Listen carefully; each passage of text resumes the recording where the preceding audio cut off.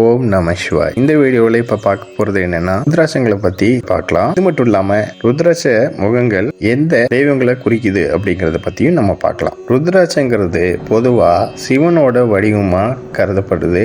ருத்ராட்சத்தை நம்ம அணியறனால நல்ல ஆற்றலும் கிடைக்குது, ஒரு தெளிவான புத்தியும் கிடைக்குது. இது மட்டும் இல்லாம நம்ம உடல்ல இருக்கிற 7 சக்கரங்களும் நல்லா இயங்குது. நம்ம உடலும் மனசும் ஆரோக்கியமாவே இருக்கும், சுவாசமும் சீரா இருக்கும். இவ்வளவு பலன்கள் கொடுக்குற இந்த ருத்ராட்சம் எப்படி தோன்றுச்சுன்னா சிவனோட கண்ணீர் துளியில் இருந்து தான் தோன்றுச்சு. மக்கள் கஷ்டப்படுறத பார்த்து அழுது அதுல இருந்து வந்த கண்ணீர் துளியில் தான் இந்த ருத்ராட்சம் தோன்றுச்சுன்னு சொல்றாங்க. மக்கள் மோசமானவங்களா உருவாகிறாங்கன்னு நினைச்சு அழுது அந்த கண்ணீர் துளி மூலியமா தான் ருத்ராட்ச மரம் உருவாச்சு அப்படின்னு சிலர் சொல்றாங்க. ருத்ராட்ச மரம் அதிகமா இருக்கிற இடம் என்னன்னா நேபாள், இந்தோனேஷியா, இந்தியா. இந்த ருத்ராட்சத்துக்கு பொருள் என்னன்னா ருத்ரம் பிளஸ் அச்சம். அதாவது அச்சம் அப்படிங்கிறது கண்ணு. ருத்ரன் ஆகிய சிவனோட கண்ணுல இருந்து வந்தது.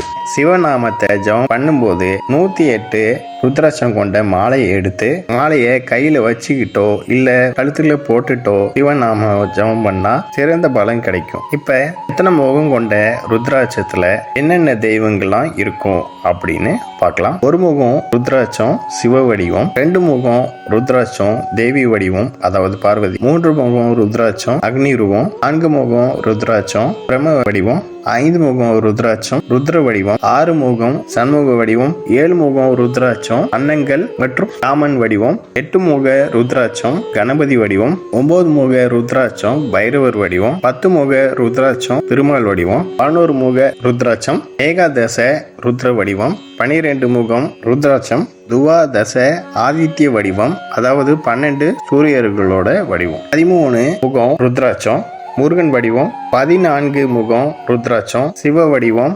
ஓகே வர்ஸ், நெக்ஸ்ட் வீடியோவில் பார்ப்போம். இந்த சேனலை சப்ஸ்கிரைப் பண்ணுங்க அண்ட் பெல் பட்டனையும் ப்ரெஸ் பண்ணுங்க, லைக் பண்ணுங்க, ஷேர் பண்ணுங்க. தேங்க்யூ.